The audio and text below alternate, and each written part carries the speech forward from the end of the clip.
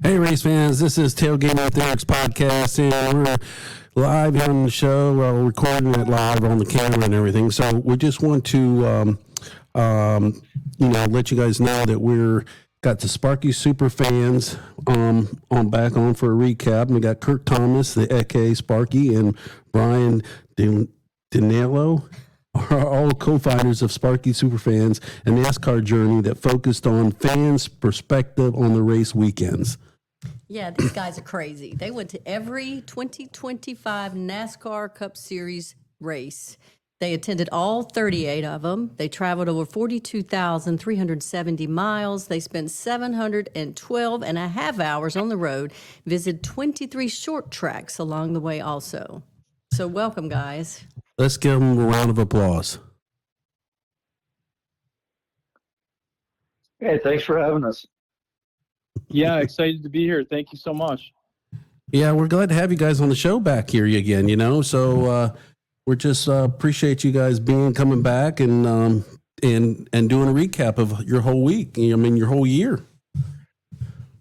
Yeah, we got to sit down with you down in Daytona. Right. I think the first time we met you when you were kicking off the podcast, so honored to be a part of that. And then we listened along the way too. You had some great guests, so we feel honored to be a part of the guest list yet again. I guess following up with your buddy Mason, the tire thrower for the 21. Yeah, I think he was your first repeat guest. So, By the way, we get on the road next year. You got to hook us up with that guy because we need like a personal trainer while we're out there on the road. Oh yeah. Road living is kind of tough, but that guy seems like he's pretty fit and can keep us into shape. But glad to have be back on. Yeah, he is. He's really a fit guy, and even his buddy Josh, who is our trainer here back home, and he's pretty stacked, pretty good too. Yeah. So nice. So I guess we're going to sit here. We're going to talk about your guys' best party tracks of the year. So, well, just give us a recap real quick of what you thought of the 2025 season. I know you want to talk about your best party tracks, but tell us what you thought about the whole year. I mean, this was a big deal for you guys. Yeah, Brian, go ahead. You want to kick it off? Yeah, sure. Well, it's a great question. I mean, for me, I'm a new NASCAR fan, so I really just getting to meet people from all over the country, getting to see the different tracks, the different atmospheres, and really just enjoying their racing from someone who started as, I would say, a novice into being able to talk at a fairly high level. It was just really exciting, and it was 1 week into the next, and just an overall great experience. And one of my favorite parts is, even after the season, I've been texting friends from along the way. I got a chance to just chat with Erik over the past week and catch up a little bit, and it's really been awesome to have friends that we think are going to be friends for life. So that's one thing that sticks out to me. How about you, Kirk? Yeah, I think you hit a couple nails on the head there. When you do something like this, I think Brian would agree. There's a lot of planning that goes into this. I mean, we were on the road for basically 40 straight weeks. When you look at the bye week and Easter weekend there, and then obviously a trip down to Mexico City, and then out to the West Coast, a total of 3 different times, and back, of course. Yeah. So a lot of planning that goes into that, but I think one of the biggest things you have to plan for is the unexpected. And, you plan as much as you can, but in order to really make this work, I think you got to kind of take the punches as they come. And, there were times where we were broken down on the side of the road, 1,200 miles from our destination, and it was Thursday before race week. But we made it to every single one, but not always according to plan. But I think early on we were really trying to meticulously plan where we were going to stay every night, and then you don't get to that RV park or that state park that night where you made the reservation because you've been broken down or something else happens and you're out the money on that. So I think we both learned a lot along the way, and hopefully we can kind of take what we learned and do it bigger and better kind of going into next year. Really kind of uncharted territory, I think. We hadn't really met anybody that had done this quite like we had before. But, kind of what Brian said, I think what all made it worthwhile at the end of the day was just, as he said, the friends for life that we made along the way, including you guys, obviously. So, could probably talk about the season all day long, but I think those things kind of sum it up. Well, if you only broke down twice, 3 times during that whole time, you're doing pretty good, because people tell us an RV is like a big bucket of bolts going down the road in a hurricane. That's what it's like. Well, I'd say when we put those pins on the map, we're talking about overnight breakdowns where we didn't know what the heck we were going to do. Yeah. There were some other unscheduled pit stops, we'll call them, along the way. But hey, we managed to get back on the road. Brian is very good and diligent and trying to troubleshoot through problems and finding solutions, which was a huge help for it all. And in some cases, it just required limping down to our good friends at Florida Shores Truck Center down there in Edgewater, Florida. But we made it down there to them a couple of times, and we're able to stay on the road for the duration of the season. That's great. That's great. Well, that's pretty cool. So, so you guys? We're gonna talk about your best party tracks, and we wrote them down that you guys listed, and you listed Talladega, Michigan, New Hampshire, Watkins Glen, and Daytona. Out of all those 5 tracks that you pick, which one is your favorite? Now, you say favorite to party or just overall favorite? I mean, overall favorite, party and overall. What was your favorite? Yeah, I think Brian and I may have different answers. I'm going to let him start this off because this was the first time he'd been to any of those tracks, whereas I'd been to a couple of them before and a couple new ones. So I think 2 different perspectives here. Brian, why don't you kick it off? Yeah, sure. With a lot of these, I think it's difficult to say, what is your absolute favorite. If I had to pick one right now, I might go with MIS, Michigan International Speedway. We had a pretty awesome introduction to them. We were actually up at Jeff Striegel's track at Berlin Raceway in Michigan, and he introduced us to Rex and Sarah Wheeler from Owasso Speedway, which is, if you haven't heard of that track, you should definitely check out both of those. And I did listen to your 2025 recap and heard that you're going to be going to Michigan this year. So, just Michigan, which is exciting. Like Sparky and I were talking, and I was telling them that Erik had updated me that you're going to make it to, is it 12 races next year? Yeah, I think it's 12 or 13. He keeps adding.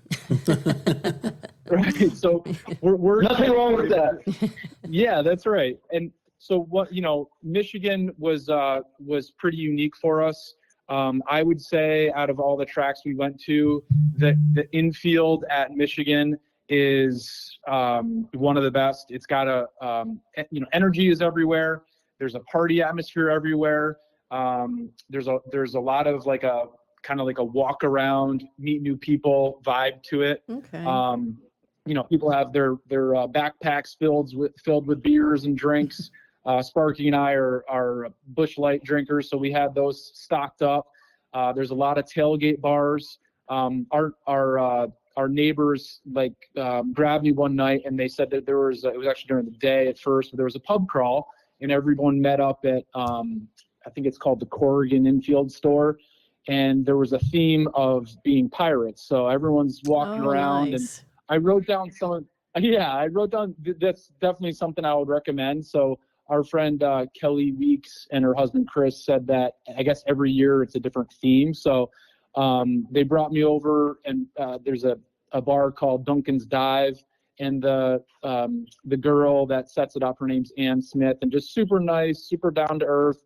She actually goes and mows the grass of sites for friends who want to have their site mowed, because some of the places you go to, the grass might be 5 inches thick, and that changes your camping experience. Yes. But some of some of these bar names, listen to this, Barbara. There's Ohio Mike's, JT's NASBar, Half Cocked, Purple Bag Bar, the Rest Stop, the Shenanigans Bar. Apparently, the Rest Stop is like that's the one that a lot of people know about. You should check that out. Okay. Red Line Bar, Papa Top, Drunken Flamingo, Shamrock Tavern, Poor Decisions. So Oh, I like that. I thought Poor that was decisions. hilarious. Right? Yeah. Poor, P-O-U-R. Yeah. So it was just really nice to have the the local attendees and all the Owasso Speedway family really took us in. We were able to get like a VIP experience with them. They catered our experience. Our friend who we didn't know him from. We had no clue who he was beforehand, but as soon as we arrived, Charlie Johnson and Charlie Johnson Catering set us up with meals the entire weekend. So we did have a bit of a special host That's nice. with the Owasso family. But just in general, the infield concert was very lively. It was well attended. I loved how the fires were burned directly on the ground in a safe way. Like the only places where you could do that were Michigan and Watkins Glen and possibly New Hampshire. I was trying to recall if I saw that there. But just had a really great vibe and like a walk around vibe. And I don't know if Kirk, you want to add to some of your thoughts on Michigan there? Yeah, Michigan was, and I'm going to preface this. Anybody who's been listening to NASCAR on the radio, on Sirius XM, or any of these podcasts since the lawsuit, the trial was going on, is going to know that when you say redneck in NASCAR, that is a compliment.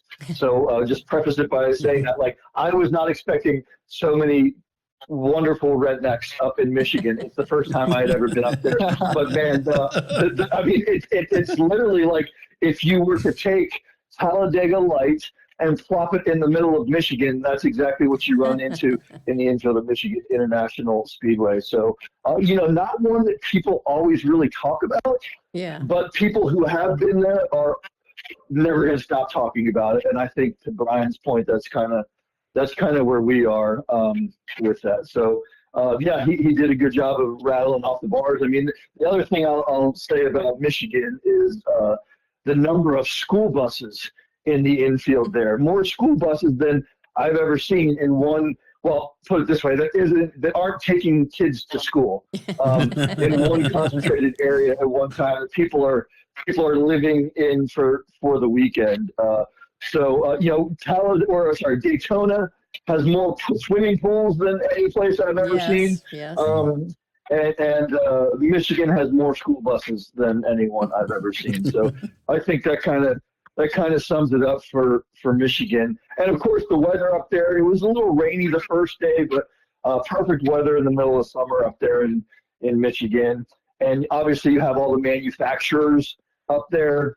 Mm-hmm. So our good buddy, the car manufacturers, they're competing for the manufacturers trophy. So we got to meet some people in that industry. Our good buddy Jason with Precision Automotive was a sponsor of the truck race. Mm-hmm. Really got to know him. Brian and him got to actually meet up a number of times over the course of the year after that. But yeah, really, really a great show. It should be on everybody's list. If you've never been to Michigan, you got to do it for a weekend. Well, I'm looking forward to that now. Yeah, I am. I really am looking forward to it because we're going there this year. I've never been to Michigan before. Yeah, we're gonna. Have you been before? I've been to Michigan for just to sit in the stands, but I've never camped in there. Yeah. So I'm really looking forward to it. We're gonna be over there in over in Turn 3. Okay. Going into Turn 3 is where we're gonna be at. Will Baker be attending with you? Yes. On all those? Yes, he's going to be traveling with us. Every race. Yeah, every race that we're going to be running. He's going to be running with us. As a matter of fact, Barbara was looking online and she was looking up for a dog made T-shirt with Tailgating with Eric's podcast T-shirt and having one made for him. So the interesting about Michigan that we learned this year. Michigan actually historically has not been a dog-friendly track. Oh. Now, they changed that about 2 years ago, but up until about 2 years ago, you weren't allowed to have dogs in the infield. Again, that has changed. Jeez. We obviously had Stella with us, Yeah. and there were still a lot of people. There's not a ton of dogs in the infield. Again, completely legal. You're allowed to have that. It says that in the rule book. Again, apparently they changed it a couple years ago. Right. But just a little tidbit on that. Dogs in the infield is a relatively new phenomenon at MIS. Are you allowed to have golf carts at Michigan? I mean, Eric, there's always a way to bring that battery four-wheeler in, battery powered four-wheeler in. But I would say that, so yes, you're always going to see golf carts.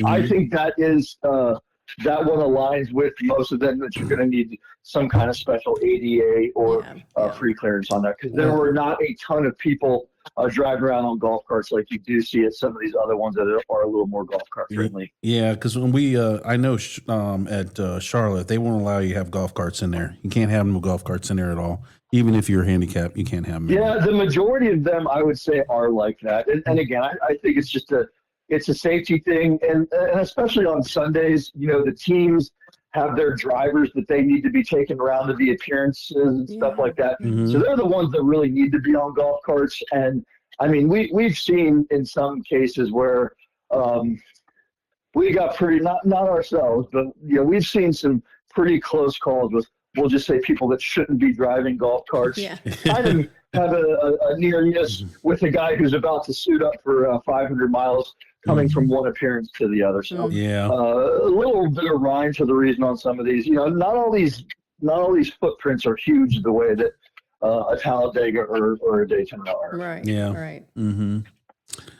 So okay. So we talked about Michigan, and so what are your plans for next year? I mean, are you guys going to try to do this again? Or are you going to what's going on with that? Yeah, so we're in talks with some partners. I think as we talked with you, Eric, we had some amazing help from a lot of people last year, a lot of great partners and a lot of friends, honestly, along the way that helped us out too. Mm-hmm. We are talking with some partners to, like we kind of mentioned, now that we know how to do it. Yeah. We'd like to be able to kind of crank it up a notch, but looking for some help from some partners to be able to really do it the way we want to, and kind of get all the pieces fitting together the way we want them to. So, having some meetings really this week, as you guys, I think, are aware. I think you talked about one of your podcasts. Really hard to really lock things down around the holidays. So now we're kind of jumping into 2026. Mm-hmm.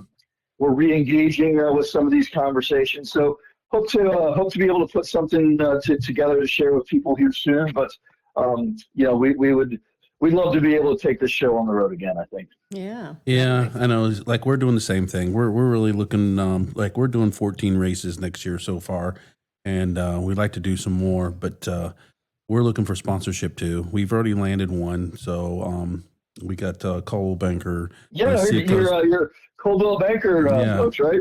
Yes. Yeah, so we got them, that's nice. and then we're working on some other ones, and I mean, if we can win about two more good solid ones, I think we'd be pretty good for next year for us to travel around and do the show.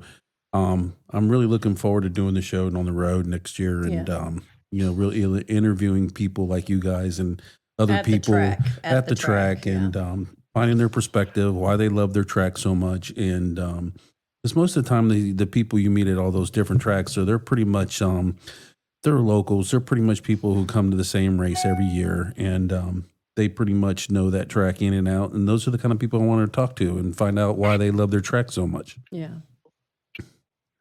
We ran into a lot of that, Eric, this year, and I agree. That was one of the most fun things, as Brian said. 1 week to the next, but not 2 weekends were the same. Mm-hmm. And I'll also say on that note, kind of on our side, and I think I'd be interested to talk with you, halfway through the season that you guys do and after the season. But on the flip side, so you meet these people that really just go to their home track those guys that have been to every single Bristol race or every single Atlanta race. We met this guy named Hardy Wallbanger, who'd been to every single Atlanta race and camped in the infield since 1969, Jeez. I think when the track opened. But he'd never been to another NASCAR track in his life. Wasn't that it, Brian? 1969, I think he said he'd been going there. That sounds right. Like telling us stories about his uncle wrestling Hell's Angels and all this stuff on the backstretch. But when these guys start meeting us, and then I think when they start meeting you and seeing you going around to these other tracks, I think it inspires a lot of these NASCAR fans to kind of come out of their comfort zone a little bit. And branch out. I think one of the things that Brian and I were really proud of this year was one was bringing new fans into the sport in their first race was really cool in a number of situations, but getting existing fans to go to a new track for the first time was really cool to share that with them. So, and like you and me and Brian talked about, Eric, in Daytona, NASCAR is that unique community unlike any other sport where that kind of stuff happens. Yeah, it's true. It really and is. we just want to improve this. We just want to improve it. We want to make it better, and we want to draw more people to the sport, and bring more people back to the way it used to be. We love talking on the show. We love talking to people and finding out their perspectives, and getting I like getting some of the pit guys on and having them on the show because they all have stories to tell too, and a lot of them have history, like talking with Brad Parrott. And I mean, they've been in the sport for 30 years. They have such long history of being in the sport. So, yeah. Well, 38 days. Yeah, that was really cool listening to Brad. Oh, yeah. Yeah. Brad's a really good dude. We just actually, one of our friends just died just recently. And he was here in Wilmington. Yeah, he was here his name was Charles Davis, and he was he owned a restaurant here in town, and his son raced go-karts, and Brad Parrott knew him when he was taking around like Ty Dillon around go-kart racing, and so he knew Charles, and so he came down for the funeral, and I met with him at the funeral, and we hung out for a little bit. But yeah, I still talk to Brad a lot. Yeah. Cool. That's awesome. Yeah.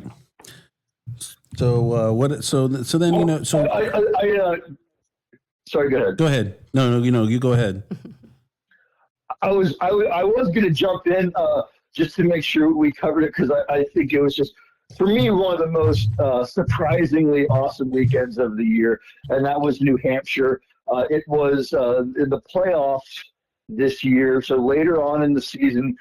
Gosh, they run together, but I'm going to guess that was like, without looking at it, that was like week 31 of 38 or something like that. But so it was the last track that we visited for the first time. So every track after that, obviously, we had been to previously in the year.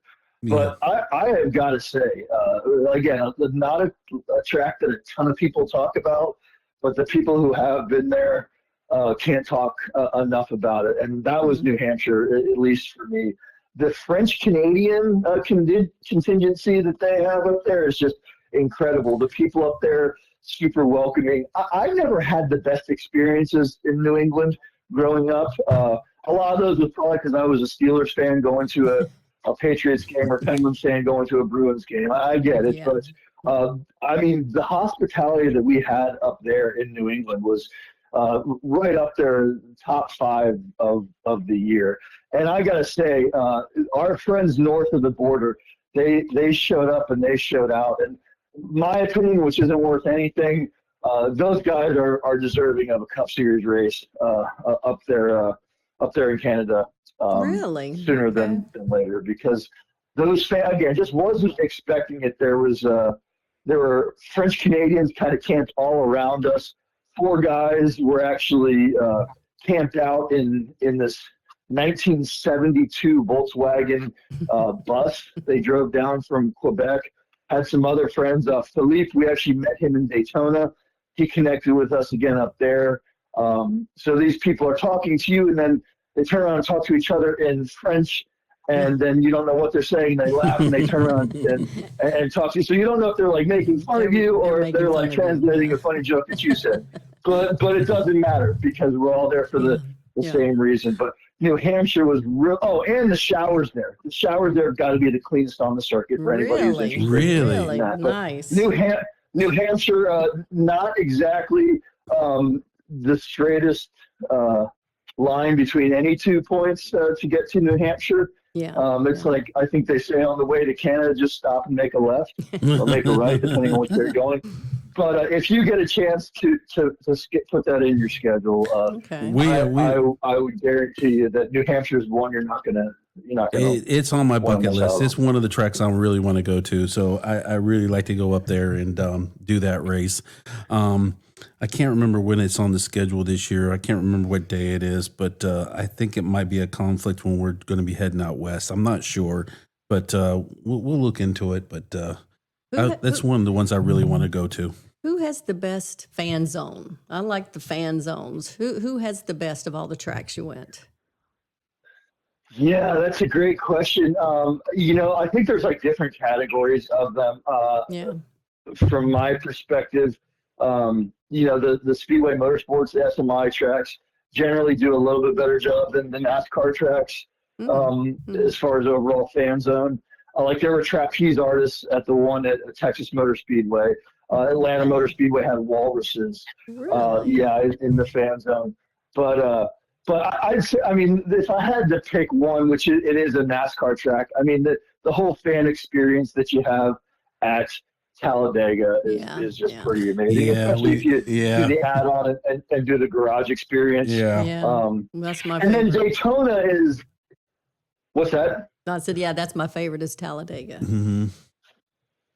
Yeah, Talladega is pretty special, and Daytona is too. It's different than Talladega, but the thing about Daytona is you go outside the track, which a lot of times I think people they camp in the infield and get a little caught up with staying in the infield and kind of miss out on what's going on in the midway, which is a lot of times where the real good people watching is. And that whole midway outside the front of Daytona International Speedway is something else. And of course, you can just walk across the street and grab a beer at Hooters, which is another unique thing to that too. So I'd say, I don't know, Brian's thoughts. I'd say again, overall, SMI has some really good fan zones. But if I were to have to pick two favorite, I'd say they'd be two at the NASCAR tracks, and it'd be Talladega and Daytona.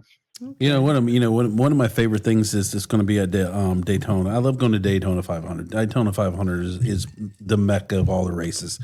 And this year they're going to have in concert, they're bringing Kid Rock in, which is going to be really freaking good. And the other thing I like about Daytona 500 is that they have that Wendy's set up where you can get all that free food all you want. It's amazing. Yeah, free Wendy's,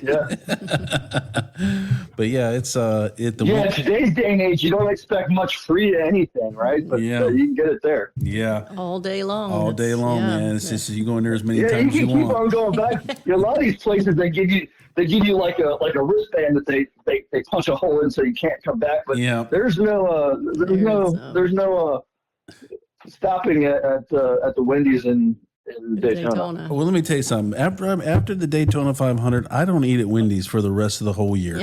I don't eat. I'm so tired of Wendy's. I've ate so much Wendy's. I'm so sick of it. I don't even want to taste it again. You should not say that. You should not say that. They won't come back. No. I know, but no, I do. I love Wendy's though. I mean, Wendy's is great, man. But we just eat so much of it. It is so great, and I love when they do the whole golf cart thing where you can drive your golf cart through the drive-through. And one year they did the biggie bag thing, and it was so cool how they had that set up about 2 years ago. But it's awesome. So you can actually drive your golf cart through an actual drive-through at the Wendy's. I missed that. Yes, they had that. Mm-hmm. It was like a experience. It was like a little tunnel with big video screens, and it was very cool. Yeah, it is. It's really cool. And then last year they didn't have that. Last year it was just like a regular, like a regular drive-through. And the funny thing is you can go in there and order it the way you want. And you can order it with no tomatoes on your sandwich or whatever. It's crazy. How about that? That's awesome. Yeah. So hey Barbara, I got your pool in front of your setup at Daytona this year was a very strong pool setup. You had a a great vibe there. I was wondering is Daytona where Eric's Full Throttle nickname was originated? No, what? your Full Throttle nickname was originated here at Riceville Beach on the boat when he would be going full throttle in the middle of the intercoastal waterway with boats everywhere, and that's where he got his name. And then it kind of falls over into him driving his truck and then pulling the RV and now driving the Class A at the coach. He is just full throttle all the time. But it started on the boat here at Wrightsville Beach on the waterway. So I don't know if you guys heard, but I see. I don't know if you guys heard, but Barbara and I and Tailgating with Eric's podcast, we're going to do an award next year. And we created. Yeah, I heard you talk about that. Yeah. Yeah. So we created an award, and it's going to be called Full Throttle. It's going to be called the Full Throttle Award, and it's going to be an award for whoever driver we feel like it just went all balls ass to try to win the championship. He might have win it, but he might not. So for prime good example, Denny Hamlin last year, we definitely would have gave it to him last year. So we're going to have 50% of the vote. So at every one of the races we go to at the podcast station, we're going to have a book with all the drivers' names in, and everybody can come by and put their vote in, who they're going to vote for. And then 50% is going to be a 5-person committee that we're going to vote for and do the other 50%. But yeah, we got it made. It's coming. I can't wait till it gets here. So yeah, it's going to be awesome. Yeah, we thought that was a great idea, and I love how the nickname came about. Sparky and I were actually talking about it. Do you think that you mentioned on your 2025 recap that you would have given it to Denny Hamlin? Do you think that you might end up actually giving him the 2025 Full Throttle Award? I haven't thought about that. We haven't thought about that. We, it might be. We might think about doing it for the 225. I'd have to order it and have it remade and have another one remade. But yes, that's probably a good idea. It's something we got to sit down and talk about. Regardless, it's a great idea, and I think we think people will get behind it. And we were chatting offline about it, and we were like, I wonder if they're actually going to give it to Denny. So well, he definitely we're excited for that for 2026. We would like to find, even if we could find a couple sponsors or something, we'd like to find maybe one of the sponsors to maybe be the sponsor of it, and have their name and logo on it with ours and present it. One of his sponsors of his car? No, one of our one of our sponsors. Okay. So okay. Yeah, but we'll talk about it. We might you go out there on Wrightsville Beach and find one of those boat dealers like a Mercury or something. Hey, there you go. I created this award from a nickname that I got going full throttle on the Intercoastal. I need you to represent. That is exactly right. Yeah. Well, I guess we've hit our 30-minute mark, and I know we want to keep these shows short because it's, it seems like people only kind of listen to it or watch it for 30 minutes and then they kind of lose interest. So, which is tough. I know we could talk about this stuff all day long. I know, right? man. I would love to talk to you guys. I could too. You guys, I can talk for some reason. We have so much that we can talk about. We can sit and talk for an hour and just and not realize it's been an hour. So we got NASCAR does that to you, you know. Yeah. I think the last time we sat down and talked, it was an hour. Yes. We went through an hour in no time, and then we sat there and chatted for another hour and a half afterwards. Yeah, we did after we got off the air. So that's just kind of what this community does. So. Yeah. So anyway, let me. So we got 38 days until the Daytona 500, and it's going to be the start of the 2026 season for us. So you guys are going to be the last show for us for this year. So you will be episode 12 and for this year, and we're going to end it. This is it until February. Then we start again in February. And he already has about four or five guests lined up for the podcast already at the Daytona 500. So you guys, please come by and see us. Yeah. And also, yeah, that'd be great. Absolutely. So I also just want to tell everybody that who's watching on YouTube, Please scroll down and hit the subscribe button and follow us. And please watch the videos. And we really appreciate it if you do that. I know everybody asks when they do videos, has to do that. I know it's kind of obnoxious and annoying in people, but it just keeps the show going and helps us get sponsorship so we can keep traveling and do these podcasts across the country. Yeah. So. So is that same thing for the Sparky guys? Yeah. What do you tell people to go to your TikTok, X, Instagram? What do you tell them? Yeah, so thank you guys. You can find us Sparky_Superfan on TikTok, X, and Instagram, and then Sparky Superfan page on Facebook. Okay. And then once we kind of get into the season, we chronicle each day miles traveled everywhere along the way on our website, SparkySuperfan.com. So again, that's Sparky_Superfan, Instagram, X, and TikTok, Sparky Superfan page on Facebook. So again, thanks for having us, guys. We loved having you guys. We always love having you guys on the show, and we really looking forward to next year. And we definitely want to get together again next year because I know you guys will be traveling probably again next year. If you don't do all of them, I know you'll still be doing some of the races. So we'll see you there. A lot of them, I guess. Yeah. Mm-hmm. Well, we're excited. We're excited. I wrote down that you're going to Michigan, San Diego, Sonoma, Chicagoland, Charlotte, Talladega, Homestead, Miami, and it must be a couple more. So two Charlotte, an impressive race. Yes. Yeah, 2 Charlotte races, two Daytona races, and then I think we're gonna try to get to Darlington on the way back from Daytona on this in August. Yeah. So too tough to tame. Yep. I love it. Eric, by the way, did you, I know you, I thought of you when I heard this today. So this is kind of news that is not news, but it will be news. You'll know what I'm saying when I say it. Next Monday at 3:30 p.m. Eastern Time, NASCAR announced today that they will be revealing the 2026 playoff format. Oh, yeah, I knew they were going. I knew they were going to announce it in January. I just didn't know when. So they're going to do it when Monday next week.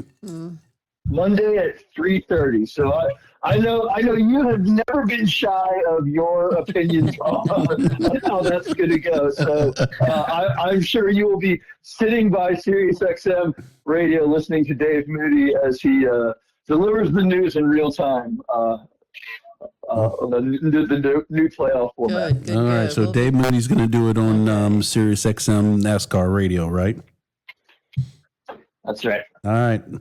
Well, I'll definitely listen on Monday at 3:00 and listen for Dave Moody and see what he's going to say, and then I'm going to be rolling my eyes in the background. Well, I don't think something like this. I don't think it's that, just as Moody said earlier, public service announcement, guys. I don't think any of you are going to be 100% completely happy about all of it. Wow. So be happy if you find something in there, Eric, that you like more than you like as the current system. Let's take that as a win and just ignore the rest that pisses you off. I am. Right? As long as they change, the only thing that really matters to me the most is if they take that one, the 4 drivers at the end with one race and that's it. They need to change that. They need to change it to at least 4 races. Get it down to either 4 drivers or 6 drivers and let all 6 of them race the next 4 races, and whoever finishes those next 4 races the best is the champion. The luck of a draw of a driver, how pit strategy and tires going and cautions going on one race is just, it's not right. It's just not right. I didn't mean to get you riled up. We'll find out soon enough, won't we? All right. Well, let me get you guys off the show because we're getting rolling up into 40 minutes. We're going to be in another hour here in another show here in a minute. So, all right. So this is Tailgating with Eric's podcast, and this is Thunder rolling out. Thanks, guys. Thanks, guys. Thank you. All right. We can still talk. I shut the show down, so we can still talk. I'm going to.